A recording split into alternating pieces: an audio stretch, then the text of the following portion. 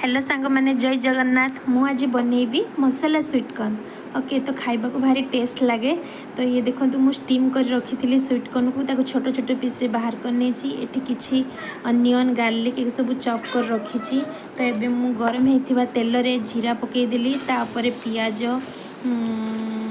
रसुण ये सब को पकईदेवी। पकई सारापर से चटू को धीरे धीरे बोलेबी, ताको हाफ फ्राए करनेबी।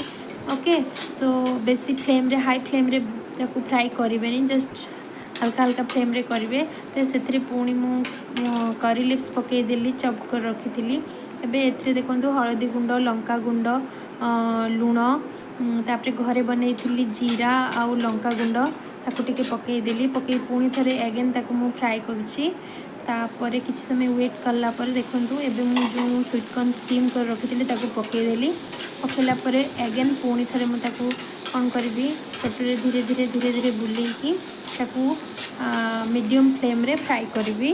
फ्राए तो हो गलानी, हाई फ्लेम रे कले पोड़े हो, तो से आप मीडियम फ्लेम रे करेंगे। तो एबे मु कौन करी से लेमन स्लाइस टी जूस तापर दे दूँगी। एबे देखो मोर टेस्टी टेस्टी मसाला स्वीट कॉर्न रेडी हो गला।